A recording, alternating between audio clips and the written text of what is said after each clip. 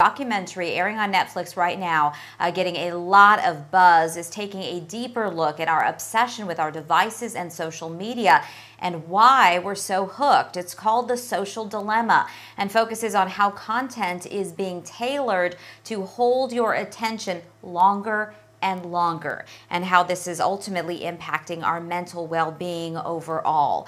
So Dr. Lynda Ulrich is the author of Happiness is an Option, Thriving and Surviving in the Era of the Internet, and she's joining us to talk about this right now. I saw The Social Dilemma and I felt like my brain exploded. It's incredible to hear the designers of these apps, from something as simple as the Google search to Pinterest or Facebook, and how they're just out to get our time and really sell us as the product. So what can be done about the manipulation that we're all experiencing, whether we realize it or not? So, hi, Olivia. I love the documentary. I love the way you just described it because it is such an empowering piece of the puzzle.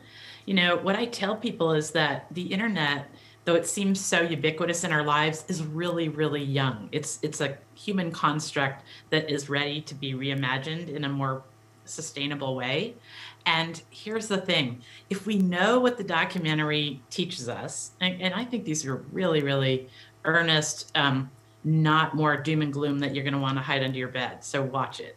But if we use what we learned there, and then we have a plan to reimagine the relationship of the internet in our lives, then we can go forward and thrive and survive. So that's what I talk to people about. There's four simple shifts that I see we can do, and the internet would seemingly change overnight. Okay, so what can we be changing, or what can we do to get more control over our own habits? Because one of the things that I took away most was that line about there are only two industries that describe their client or their consumer as a user, and that's social media and tech and drug dealers. So clearly there's an unhealthy sort of relationship going on. How do we get control over it? Okay, so what they're doing, and they explain this in the movie, is they're tapping into our most primitive impulses. They are literally purposefully triggering them, and that catches us and holds us on the internet.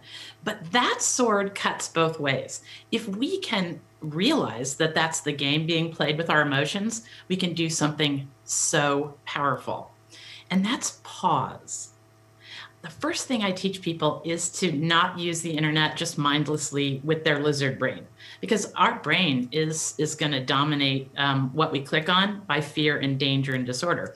So if we just pause for just a millisecond, we can shift up to the more savvy part of our brain, and we can decide what to give our attention to. So that's the first step, is for all of us to stop just randomly clicking and scrolling and clicking. Pause and just ask yourself, do we need more of this? And I would bet you 80% of the time, most of us would say actually no. And if we skip it, we can ignore things, all this chaos building, into obscurity.